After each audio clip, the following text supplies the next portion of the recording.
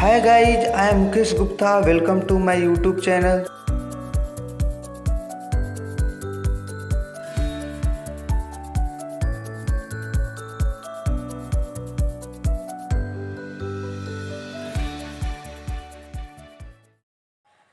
प्रिय दोस्तों, आज हम लोग आव्यूह चैप्टर में आव्यूहों का गुणन सीखेंगे।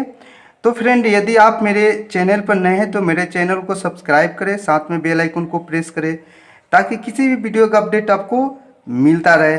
और फ्रेंड, इस चैप्टर का अन्य पार्ट आप नहीं देखे हैं तो डिस्क्रिप्शन बॉक्स में लिंक दिया गया, आप वहां से देख सकते हैं। तो फ्रेंड, ज़्यादा समय नहीं लेते हुए अपने टॉपिक को शुरू करते हैं। ठीक है, आव्यूहों का गुणन। ठीक है, आव्यूह ए और बी गुणनफल ए बी तभी संभव है। आव्यूह ए और बी का गुणनफल ए बी तभी संभव है जब ए में स्तंभों की संख्या और बी में पंक्तियों की संख्या क्या हो, बराबर हो। ए में स्तंभ की संख्या बराबर हो और बी में पंक्ति की संख्या बराबर हो। आप देख सकते हैं, आव्यूह ए है जिसके अवयव ए आई जे है और इसकी कोटि 2/3 है। एक आव्यूह बी है जिसमें अवयव बी आई जे है और इसकी कोटि 3/3 है। तो देख सकते हैं, पहले आव्यूह में स्तंभ कितना है, 3। पहले देखिए, ये 2 होता है, वो पंक्ति को दर्शाता है, और ये जो 3 है यानी पीछे वाला स्तंभ को, आगे वाला पंक्ति को, पीछे वाला स्तंभ को।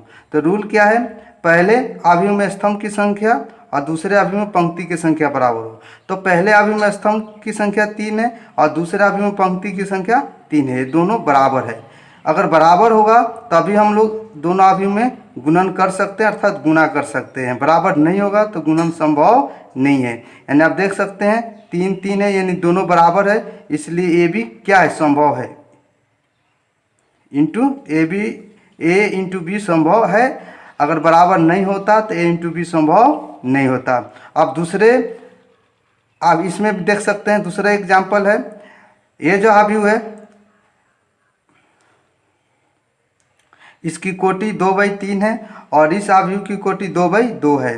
तो इसमें स्तंभ की संख्या 3 और इसमें स्तंभ की संख्या 2 है। दोनों ये बराबर नहीं है। 3 और 2 बराबर अगर होता तो ये भी संभव होता। अगर यहाँ पर बराबर नहीं है यानी 3 और 2 नॉट इक्वल है, इसलिए ये भी संभव नहीं है। ये समझ में आ गया, यानी कि दो आव्यूहों का गुणन कब संभव है और कब संभव नहीं है, ये हमें जानना जरूरी था। वो क्लियर हो गया। अब देखिए, एक और प्रश्न उठता है, उसको समझ लेते हैं। आव्यूह ए बराबर ए आई जे जिसकी कोटि m/n है और आव्यूह बी आई जे जिसकी कोटि n/p है का गुणनफल ए बी है। यानी ए और बी का गुणनफल ए बी है तो इसकी कोटि m/p होगा। यानी कहने का मतलब, आव्यूह ए का कोटि m/n है और आव्यूह बी का कोटि n/p है। तो ए और बी में गुणा करेंगे तो हमें ए बी मिलेगा, तो इस ए बी के कोटि m/p होगा। तो m/p कैसे होगा, इसको समझ लेते हैं। आप देख सकते हैं, आव्यूह ए है, इसकी कोटि m/n है और आव्यूह बी है जिसकी कोटि n/p। आव्यूह बी की कोटि n/p है। तो ए और बी में गुणा करेंगे तो इस ए भी तो एक आव्यूह प्राप्त होगा। इस आव्यूह की कोटि क्या होगा, इसको समझ लेते हैं। तो याद रखिए, इसमें गुणन संभव है क्योंकि पहले आव्यूह में स्तंभ की संख्या और दूसरे आव्यूह में पंक्ति की संख्या ये बराबर है, तो गुणन तो होगा ही। ए और बी में गुणन होगा। अब गुणन होगा तो ए बी एक आव्यूह है तो उसकी कोटि क्या होगी। जैसे ए एक आव्यूह है, बी एक आव्यूह, उसी तरह ए बी भी एक आव्यूह होगा। ठीक है, तो देखिए, ए का पंक्ति होगा और बी का स्तंभ, यानी कि जो ए बी होगा उसका, उसकी जो कोटि होगी वो ए का पंक्ति होगा और बी का स्तंभ होगा। यानी ए बी का जो कोटि होगा m/p होगा। ठीक है, m क्या है, ए का पंक्ति है और p क्या है, बी का स्तंभ है। अब इसको एग्जाम्पल के द्वारा समझ लेते हैं। ठीक है, आप देख सकते हैं यहाँ पर एक आव्यूह है। ठीक है, जैसे में एक आव्यूह ए है, एक आव्यूह बी है। तो इन दोनों में गुणन संभव है क्योंकि पहले आव्यूह में स्तंभ 2 है और दूसरे आव्यूह में पंक्ति 2 है। यानी कि पहले आव्यूह में स्तंभ की संख्या, दूसरे आव्यूह में पंक्ति की संख्या बराबर है, तो गुणन होगा। अब गुणन होगा तो ये भी एक आव्यूह ही प्राप्त होगा, तो उस आव्यूह की कोटि क्या होगी। तो ये जो बराबर होता है उसको छोड़ देते हैं, जो बराबर उसको छोड़ देना है। लेना क्या है, 2 और 3, तो इसकी कोटि होगा 2/3। समझ में, जो बराबर होता है उसको छोड़ देते हैं, जो बच जाता है उसको लिख देते हैं। तो ए बी की कोटि 2/3, ये समझ में आ गया। अब हम लोग दो आव्यूहों में गुणन कैसे होता है, उसका नियम क्या होता है वो समझ लेते हैं। यहाँ पर देख सकते हैं, यहाँ पर एक अवयव ए है, एक अवयव बी है, तो दोनों में गुणन होगा। गुणा करने का नियम क्या होता है दो अवयवों में, उसको समझना बहुत ज़रूरी है, तो इसलिए इसको ध्यान से देखिएगा, ठीक है। जैसे इसमें करते क्या है, जो ये ए बी है, ए बी में ये इसे पंक्ति बोलते हैं, ये पहला पंक्ति, ये दूसरा पंक्ति, ये स्तंभ हो गया, पहला स्तंभ, ये दूसरा स्तंभ, ये समझ में आ गया। तो होता क्या जी, हाँ, अवयव ए का पंक्ति अवयव बी के स्तंभ से गुना करेगा, ठीक है। कैसे गुना करेगा इसको समझना है, यानी एक गुना करेगा 5 से तो क्या आएगा 5, 2 गुना करेगा 2 से यानी कितना आएगा 4, बीच में क्या करना है जोड़ का चिन्ह देना है।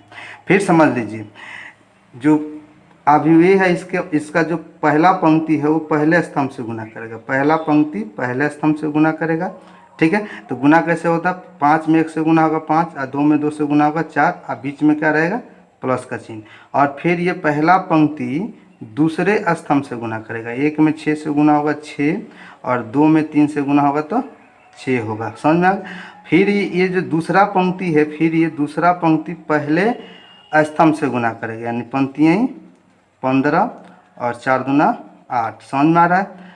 फिर ये जो दूसरा पंक्ति है दूसरे स्तंभ से गुना करेगा, 36 18 और 4 12, और इसको समझ लेते हैं, 5 4 9 6 6 12 और 15 8 23 और 18 12 30, ये समझ में आ गया। फिर तो गुणन फिर समझा दे रहे हैं, ये जो पहला पंक्ति है पहले स्तंभ से गुना करेगा, करने के बाद गुना कर लिया इतना आ जाएगा, जैसे 1 में 5 से गुना होगा 5, 2 में 2 से गुना होगा 4, ये पहला पंक्ति पहले स्तंभ से गुना कर लिया, फिर पहला पंक्ति दूसरे स्तंभ से गुना करेगा, 1 में 6 से गुना होगा 6, 2 में 3 से गुना होगा 6, ठीक इसी प्रकार ये दूसरा पंक्ति भी पहले स्तंभ से गुना करेगा, यानी पंक्तियाँ 15 और 4 दूना 8, फिर ये दूसरा पंक्ति दूसरे स्तंभ से गुना करे, 36 18 और 4 12, समझ में आ गया।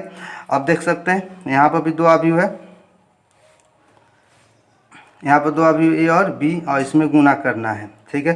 तो ये जो मान है अवयव ए का मान है, ये जो मान है अवयव बी का मान है। तो कैसे गुना करते हैं फ्रेंड, ये जो पहला पंक्ति है वो पहले स्तंभ से गुना करेगा, ठीक है। तो इसको गुना करा देते हैं फ्रेंड, 1 में 1 से गुना होगा 1, 2 में 2 से गुना होगा 4, बीच में प्लस का चिन्ह होगा, और 3 में 3 से गुना होगा 9, क्लियर हुआ। तो ये पहला पंक्ति पहले स्तंभ से गुना कर लिया, अब ये पहला पंक्ति दूसरे स्तंभ से गुना करेगा, 1 में 2 से गुना होगा 2, 2 में 0 से गुना होगा 0, और 3 में 4 से गुना होगा तो 12, ठीक है। अब ये जो दूसरा पंक्ति है वो पहले स्तंभ से गुना करेगा, यानी 4 में 1 से गुना होगा तो 4, 5 में 2 से गुना 5 दूना 10, और 6 में 3 से गुना होगा तो 18, और 4 में 2 से गुना करेंगे 8, 5 में 0 से गुना करेंगे 0, और 6 में 4 से गुना करेंगे 24, समझ में आ रहा है फ्रेंड, कोई दिक्कत नहीं होगा। 9 4 13 1 14 हो जाएगा, 12 2 14 हो जाएगा, और इसको जोड़ देते हैं तो 28 4 32, 24 8 32, ये समझ में आ गया फ्रेंड। अब चलिए इसको समझते हैं, ये अवयव ए है, ये अवयव बी है, इसमें गुना करना है। तो ये जो मान है अवयव ए का मान है, और ये जो मान है अवयव बी का मान है, बी का मान 0 1 3 दिया है, ठीक है। इसमें करते क्या है जी, ये जो पहला पंक्ति है पहले स्तंभ से गुना करेगा, फिर उसके बाद दूसरे से, फिर उसके बाद तीसरे से, ठीक है। तो चलिए इसको गुना करके देखते हैं। 2 में 0 से गुना होगा 0, समझ में आ रहा है, 2 में 1 से गुना होगा 2, और 2 में 3 से गुना होगा तो 6, बीच में प्लस का चिन्ह नहीं होगा क्योंकि एक अवयव केवल एक ही अवयव से गुना कर रहा है, ठीक है। अब देखिए ये जो 4 है, अब 0 से गुना होगा तो 0, 4 में 1 से गुना होगा 4, 4 में 3 से गुना होगा तो 12, 3 में 0 से गुना होगा 0, 3 में 1 से गुना होगा 3, और 3 में 3 से गुना होगा तो 9। ये भी आप देख सकते हैं इस अवयव की कोटि 3/1 है, इस अवयव की कोटि 1/3 है। तो मैंने बताया जो बराबर होता है उसको छोड़ देते हैं, और इस वाले को यानी कि पहले अवयव में पंक्ति और दूसरे अवयव में स्तंभ यहाँ पर लिख देते हैं। तो जो अवयव का गुणन ए बी है उसके कोटि होगा 3/3, समझ में आया।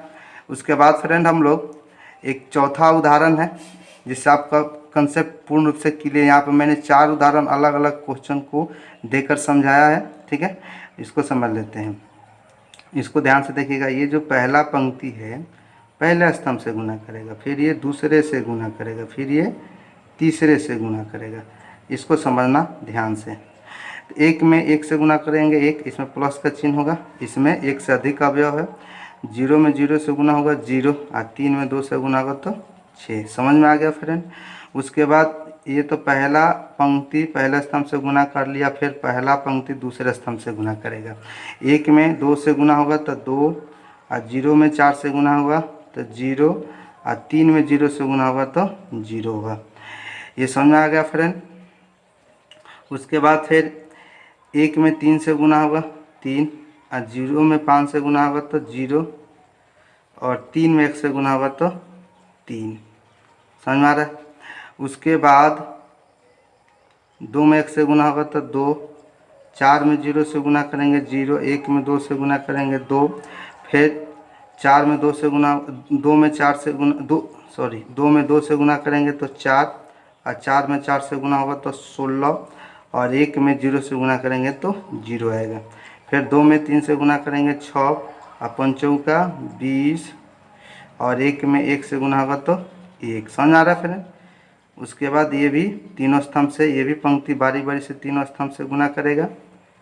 तो अब देखिए फ्रेंड, इसको समझ लीजिए। 0 में 1 से गुना होगा 0, 3 में 0 से गुना करेंगे 0, और 2 में 1 से गुना करेंगे 2।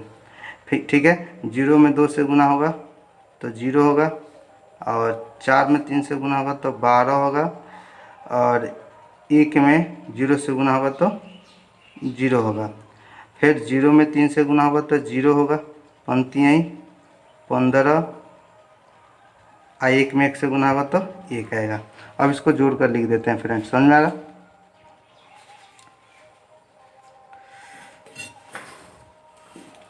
अब देखिए इसको, 6 और 1 7, 2 3 2 2 4, 16 4 20, 6 26 और 1 27, 2 12, 15 1 16। ये समझ में आ गया फ्रेंड।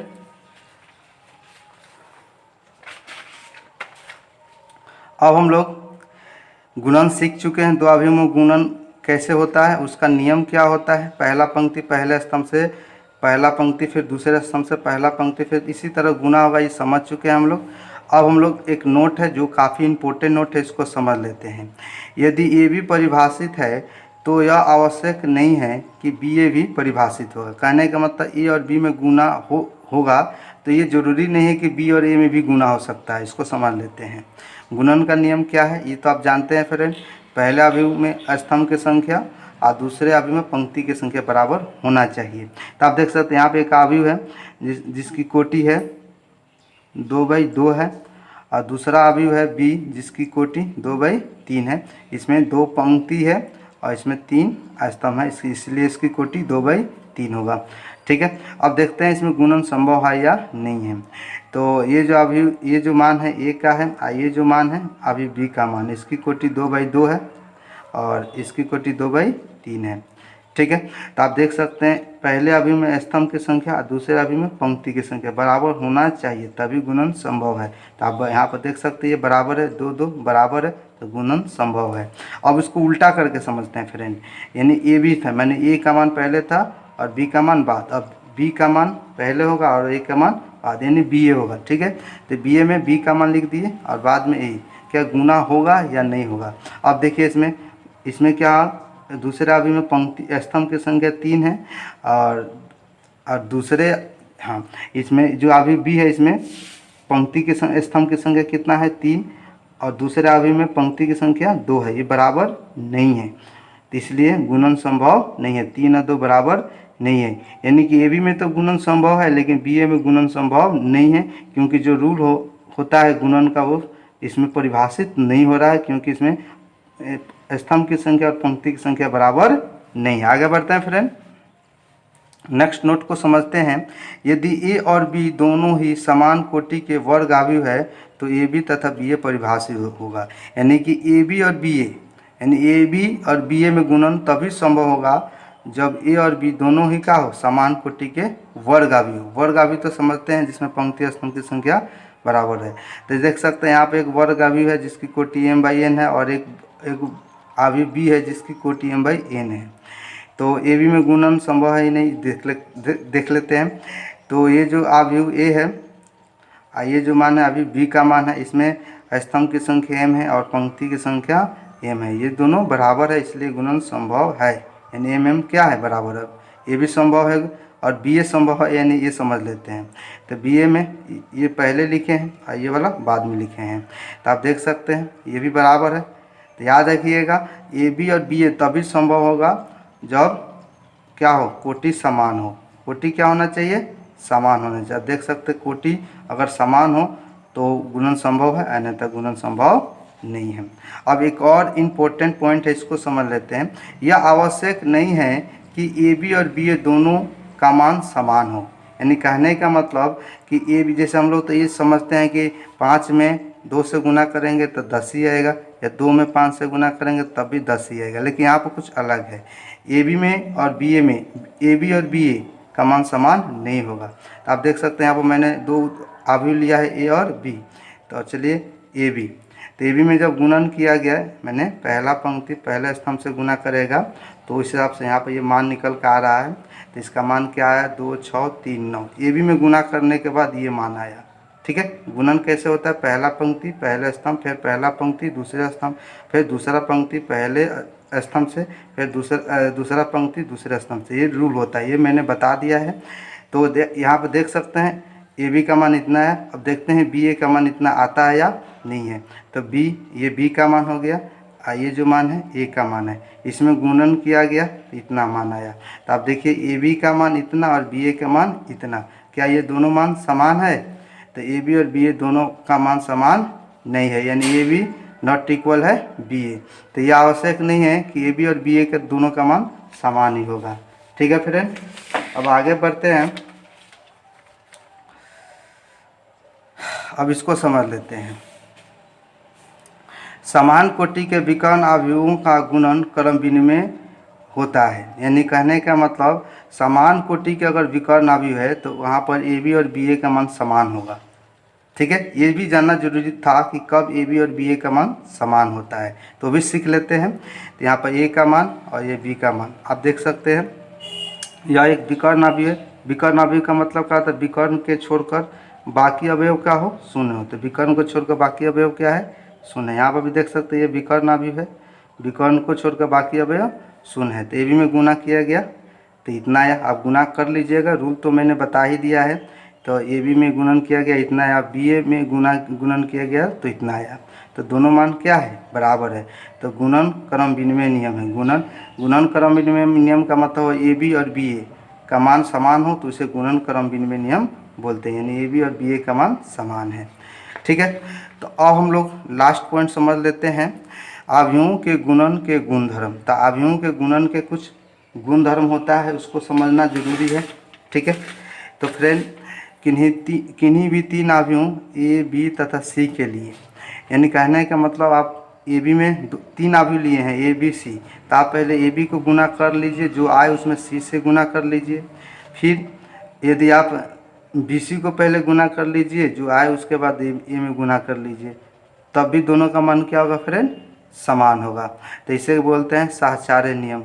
किन्हीं भी 3 अवयवों ए बी तथा सी के लिए याद रखिएगा, साहचर्य नियम में 3 अवयव होगा और क्रम विनिमय नियम में 2 अवयव होता है। यहाँ पर क्रम विनिमय नियम हमें नहीं समझना, साहचर्य नियम को ही समझना है। ठीक है, उसके बाद इसको भी हम लोग उदाहरण के द्वारा समझ लेते हैं।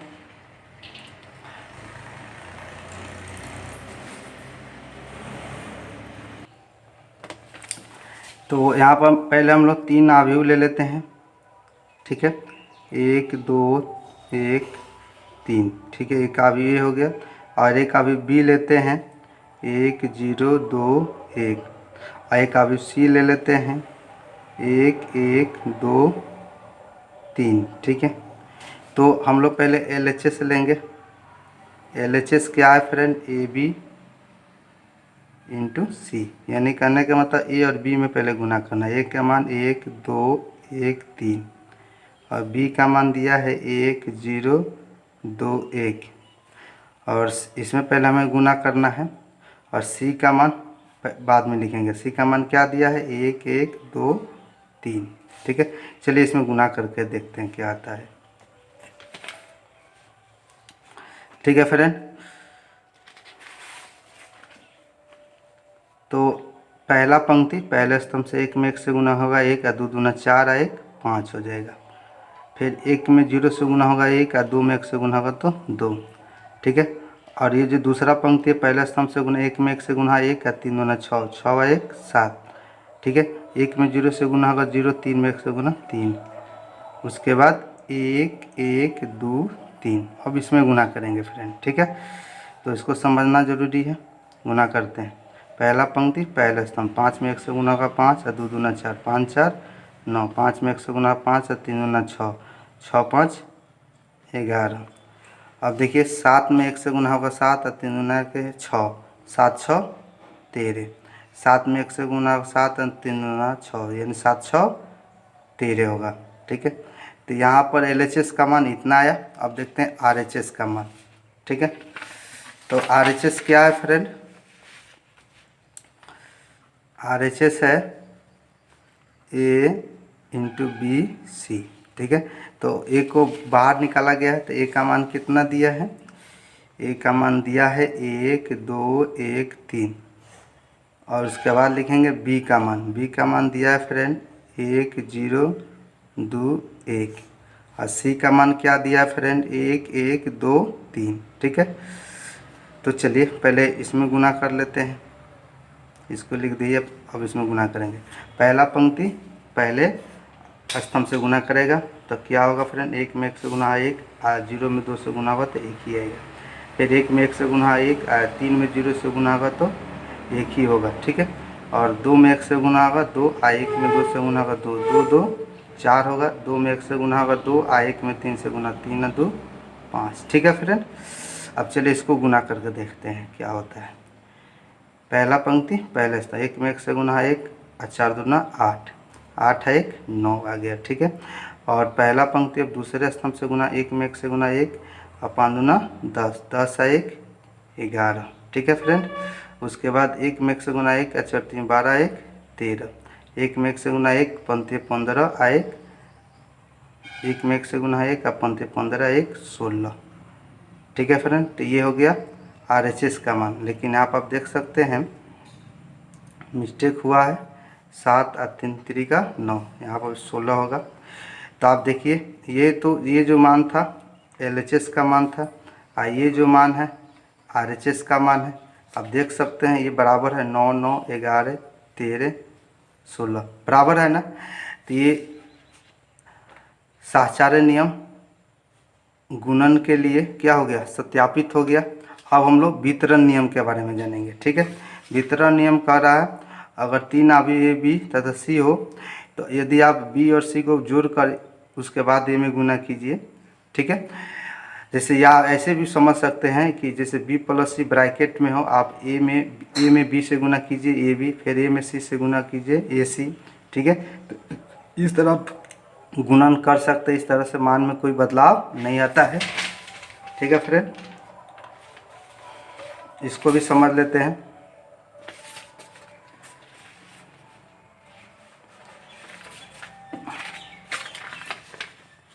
जैसे कि यहाँ पर हम लोग 3 अवयव लेंगे, A बराबर ले लेते हैं 1 0 2 1। ठीक है, एक अवयव B बराबर ले लेते हैं 2 3 1, कुछ भी ले सकते हैं। C बराबर ले सकते हैं 1 1 2 1। ठीक है, तो इसमें हम लोग LHS लेंगे, देखते हैं यह नियम सत्यापित हो रहा है या नहीं हो रहा है। तो क्या है friend A into B plus C, तो A को पहले लिख देते हैं 1 0 2 1। ठीक है फ्रेंड, उसके बाद B का मान कितना दिया है 2 1 3 1 और C का मान कितना दिया है 1 1 2 1। समझ में आ रहा है फ्रेंड, तो इसमें करना क्या है 1 0 2 1। तो इसको हम लोग जोड़ देंगे, पहले जोड़ते हैं। 2 में गुना 2 आ 1 3 1 1 2 3 2 5 आ 1 1 2। इसमें गुना करके देखते हैं। तो 1 में 3 से गुना, ये 5 में, तो यानी 3 होगा, ये 0 हो जाएगा। फिर 1 में 2 से गुना होगा 2, ये 0 यानी 2 हो गया। 2 में 3 से गुना होगा 6 या 5, 6 5 11। 2 में 2 से गुना होगा 4, फिर 2 4 2, तो ये LHS हो गया। अब देखिए हम लोग RHS निकालेंगे। फिर LHS का मान इतना आया, याद रखिएगा। अब हम लोग RHS लेंगे। तो RHS क्या दिया फ्रेंड, AB प्लस AC, ठीक है। तो AB का मान, AB लिख देते हैं, क्या दिया A का मान 1 0 2 1, A का मान हो गया। फिर B का मान 2 1 3 1। फिर अब हम लोग फिर A का मान लिखेंगे 1 0 2 1, और C का मान कितना दिया फ्रेंड 1 1 2, ठीक है। अब इसमें गुना करके देखते हैं फ्रेंड। पहला पंक्ति पहला स्तंभ, 1 में 2 से गुना होगा 2, आइए 2 ही रहेगा। 3 में 0 से गुना 0 होगा। 1 में 1 से गुना होगा 1, 2 में 2 से 4 आ 3 7, 2 में 1 से गुना 2, 1 में 1 से गुना होगा 2 1 3, ठीक है फ्रेंड। चलिए इसमें गुना करते हैं। 1 में 1 से गुना होगा 1, 2 में 0 से गुना होगा 0, 1 में 1 से गुना 1, 1 ये हो जाएगा। 2 में 1 से गुना होगा 2, 1 में 2 से गुना होगा तो क्या होगा 4, 2 में 1 से गुना होगा 2, 1 में 1 से यानी 3, ठीक है। तो अब इसको हम लोग जोड़ के देखते हैं कितना आता है फिर। 2 1 3 1 1 2 7 4 11 3 3 6। तो आप देख लीजिए RHS का मान ये, और ये LHS का मान 3 3 2 2 11। ये समझ में आ गया फिर, बराबर है। तो याद रखिएगा, हम लोग अगर B और C प्लस में 2 अवयव हो तो उसमें हम लोग A में B से गुना कर देंगे तो AB आएगा। फिर A में C से गुना AC, उसके बाद जोड़ देंगे, तब भी मान में कोई बदलाव नहीं होता। इस नियम को हम लोग वितरण नियम बोलते हैं। एक लास्ट नियम है, इसको समझ लेते हैं। गुणन के तत्समक, तत्समक को हम इकाई भी बोलते हैं। गुणन के तत्समक का अस्तित्व, प्रत्येक वर्ग अवयव A के लिए समान कोटि के एक वर्ग अवयव I का अस्तित्व इस प्रकार होता है कि IA बराबर AI बराबर A होता है। तो इसको समझ लेते हैं ये क्या है, ठीक है फ्रेंड। तो यहाँ पर हम लोग एक ये अवयव ये ले लेंगे, मान लीजिए 1 2 1 3, ठीक है। यहाँ पे एक अवयव ये हो गया। और I का जो मान होता है, अगर ये 2/2 का है तो इकाई अवयव के बारे में हम लोग पढ़ चुके हैं। तो ये इकाई अवयव होता है। इसके मुख्य विकर्ण का प्रत्येक अवयव 1 1 होता है। तो चलिए IA निकालते हैं। IA, तो पहले I का मान लिखेंगे 1 0 0 1, उसके बाद A का मान 1 2 1 3। समझ में आ रहा है फ्रेंड। इसमें गुना करेंगे तो 1 में 1 से गुना होगा 1, और 1 में 0 से गुना 0 हो जाएगा। 1 में 2 से गुना 2, और 3 में 0 से गुना होगा तो 2 ही आएगा। फिर देखिए 0 में 1 से गुना होगा 0, 1 में 1 से गुना होगा तो 1, फिर 0 में 2 से गुना होगा 0, और 1 में 3 से गुना होगा तो 3। आप देखिए IA में गुना किया गया, IA में गुना किया गया, तो ये जो मान है किसका मान है, A का मान होगा।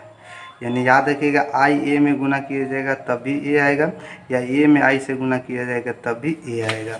तो आप देख लीजिए I में A से गुना करे या A में I से गुना करे, उसका मान क्या आएगा, A आएगा। तो ठीक है फ्रेंड, सभी को हम लोग समझ गए। उदाहरण के द्वारा सभी गुणधर्मों का उदाहरण के द्वारा सत्यापन हो चुका है। अब हम लोग केसी सिन्हा से एक्सरसाइज 5.2 से क्वेश्चन करेंगे जो अवयवों के गुणन पर आधारित है, ठीक है। तो फर्स्ट क्वेश्चन है 1 का 1, A और B 2 अवयव दिया है, हमें AB ज्ञात करना है। तो रूल क्या है फ्रेंड, पहला पंक्ति पहले स्तंभ से गुना करेगा, ठीक है। तो 2 में 1 से गुना होगा तो 2, 3 में 2 से गुना होगा 6, और 5 में 3 से गुना होगा तो 15, और बीच में क्या दे देंगे फ्रेंड, प्लस का चिन्ह। अब इसको जोड़ कर देखते हैं, 15 6 21 और 2 23। तो यहाँ पर हम लोग AB ज्ञात कर लिए। अब हम लोग सेकेंड क्वेश्चन को करेंगे।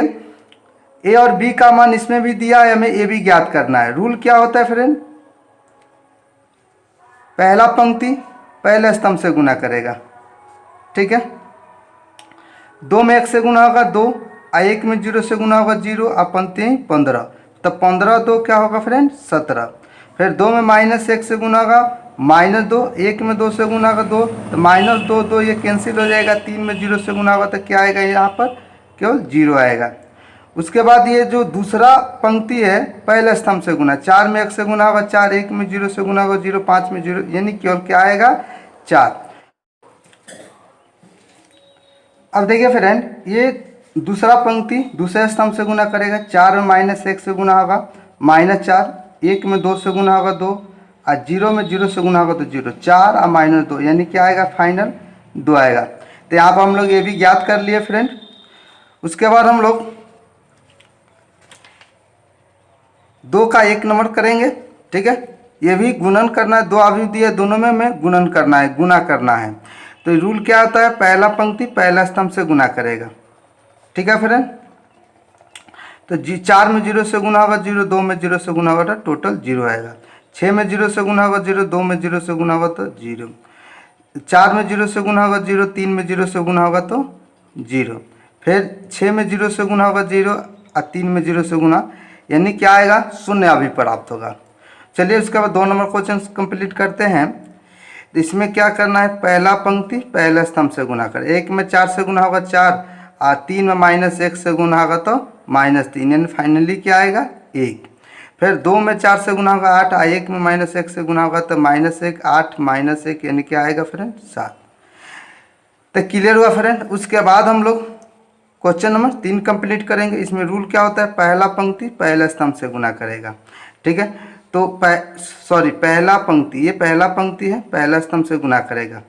तो 2 में 1 से गुना होगा 2, फिर 2 में 2 से दूसरे पहला पंक्ति दूसरे स्तंभ से गुना करेगा, 2 में 2 से गुना होगा 4, पहला पंक्ति तीसरे अवयव से गुना करेगा, तीसरे स्तंभ से गुना करेगा, 3 दूना 6 होगा, 4 में 1 से गुना होगा 4, 4 दूना 8, 4 तिहाई 12, 6 में 1 से गुना होगा 6, 6 दूना 12, 36 18। तो ये कंप्लीट हो गया। फिर इसको करेंगे पहला पंक्ति पहला स्तंभ से, ठीक है फ्रेंड। 1 में 2 से गुना होगा तो 2, और 4 दूना 8, और 36 18, क्लियर हुआ। तो 18 2 20, ये 8 क्या होगा 28। अब देखिए फ्रेंड, पहला पंक्ति पहला स्तंभ से गुना करेगा, तो 1 में 2 से गुना होगा 2, 5 दूना 10, 10 और 2 12, और 3 में -1 से गुना होगा तो -3, तो 12 में से 3 घटा लेंगे तो क्या आएगा फ्रेंड 9। अब देखिए 3 में 1 से गुना होगा 3, और 4 दूना 8, 8 और 3 11, 36 18, -18 11, यानी -7 होगा, ठीक है फ्रेंड। उसके बाद 1 में 1 से गुना 1, 2 दूना 4, 4 1 5, और तितरी के -9 और +5, तो -4 होगा, ठीक है फ्रेंड। उसी तरह -2 में 2 से गुना 4, अब 5 में 1 से गुना होगा 5, -4 + 5 1, 7 में 1 से गुना होगा 7 1 8, अब 3 दूना 6, और 4 में 1 से गुना होगा 4, यानी अभी भी -2 होगा, और 7 6 42, यानी कि क्या आएगा टोटल 40 होगा। उसके बाद फिर -2 में 1 से गुना करेंगे तो -2, और 2 में 1 से गुना होगा तो 2, ये कैंसिल हो जाएगा, 70 का 21। ये कंप्लीट हो गया फ्रेंड। उसके बाद इस क्वेश्चन को करते हैं, पहला पंक्ति पहले स्तंभ से गुना करेगा। तो रूल जानते ही आप, 2 में 1 से गुना होगा 2, 4 में 1 से गुना होगा 4, 4 2 6, और 4 दूना 8, 6 8 14, फिर 1 में -4 में 1 से गुना -4, और 4 तिहाई 12, तो -4 -12, यानी कि -16 हो जाएगा, ठीक है। उसके बाद फ्रेंड दूसरा पंक्ति पहले स्तंभ से गुना करेगा, 5 दूना 10, और -2 में 1 से गुना करेंगे 2, 10 में -2, यानी 8 आ जाएगा, 4 तिहाई 12, 12 8 20 होगा, तो 5 चौका 20, -20 होगा, और माइनस -2 में -3 से तो +6, यानी -20 और +6 क्या हो जाएगा -14, 3 में 0 से गुना होगा तो 0, तो ये हो जाएगा -14। तो फ्रेंड, अगर आपको ये वीडियो अच्छा लगा हो तो इस वीडियो को लाइक और शेयर करें, और मेरे चैनल को सब्सक्राइब करें ताकि किसी भी वीडियो का अपडेट आपको मिलता